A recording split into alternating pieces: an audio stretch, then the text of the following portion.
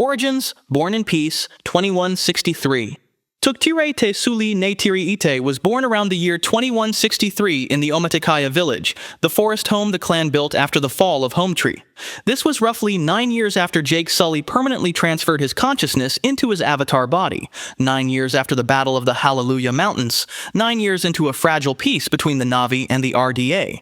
Her parents had already endured war. Jake had led the Na'vi to victory. Neytiri had killed Colonel 𝐾𝐻𝐻𝐾𝐝 with 2 arrows through the chest. They had seen death. They had caused death, and they wanted something different for their children. She is Jake and Neytiri's only biological daughter and the youngest child, the baby.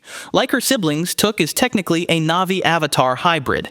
She grew up roaming through the bioluminescent forests of Pandora, learning the ways of the 𝐏𝐚𝐧𝐝, like how to run and bond with the creatures of the rainforest. By the time of the high ground, this little girl already stands about 5 feet 7 inches, 170 centimeters. Her family was everything to her. Her oldest brother Neteyam, the golden child, always watching over her. 𝐿oak, the middle child, always getting into trouble.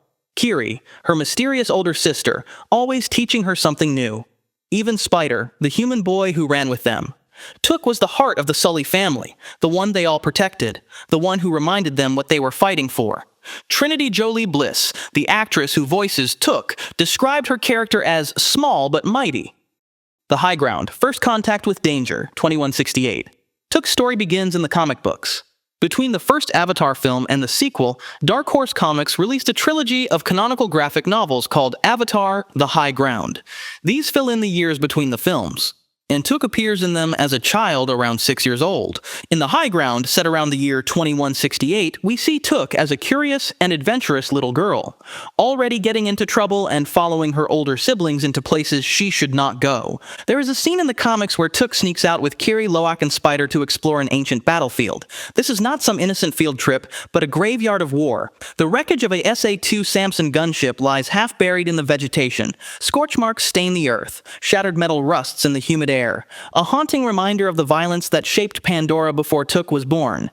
But the comics do not stop there. In one of the most intense moments of the High Ground storyline, TUK and the rest of the kids are held hostage in the biolab at 𝐿's Gate after being tricked by Nash McCosker, an RDA-aligned human. This is the same facility that served as the human base in the first film, and where Dr. Grace Augustine conducted her research. This establishes a pattern that will be repeated at least twice in Way of Water.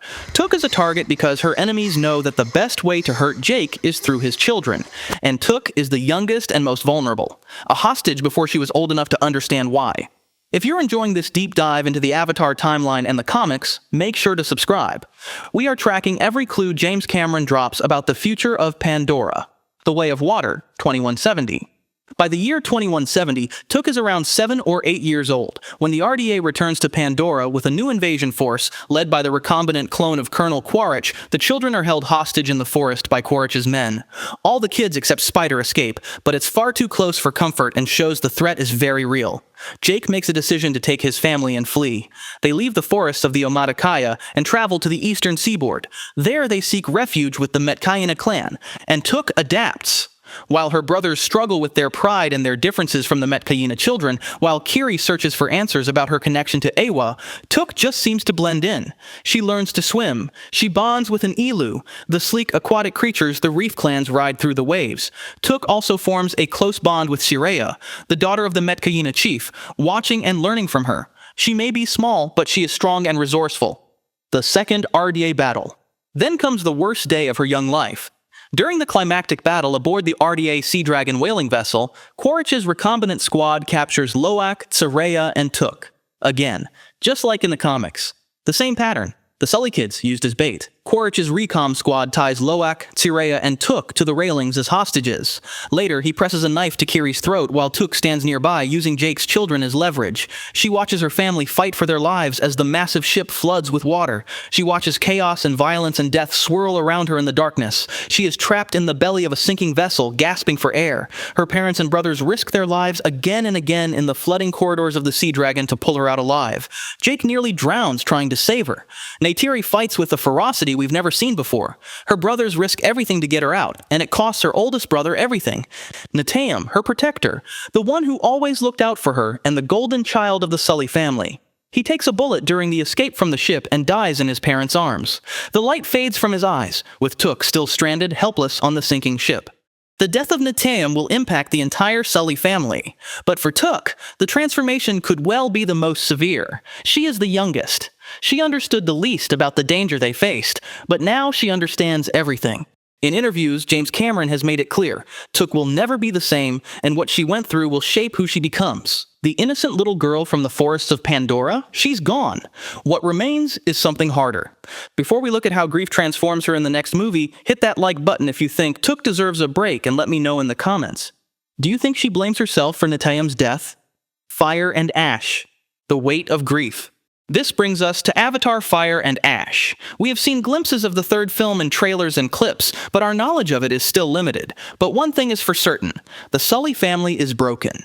Jake carries the guilt of a father who could not protect his son, while Neytiri burns with a rage that threatens to consume her. Loak struggles with survivor's guilt, and Kiri searches for meaning in her connection to 𝐿, and TUK is carrying a weight no child should have to bear.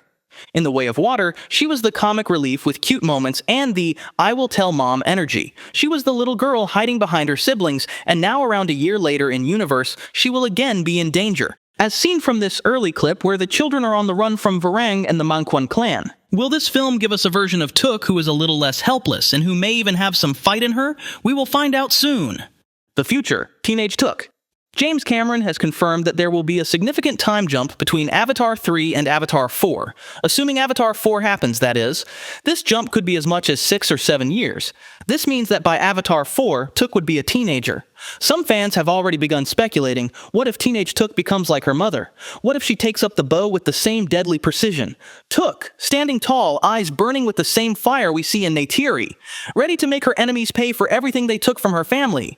Neytiri has lost her father and eldest son to human violence, and it transformed her into a warrior without mercy. TUK lost her brother, and the same fire might now be forming inside her. The fire is rising, and the youngest Sully is ready to burn. Don't be left behind when our new videos drop. Subscribe now and turn on notifications for full Fire and Ash coverage.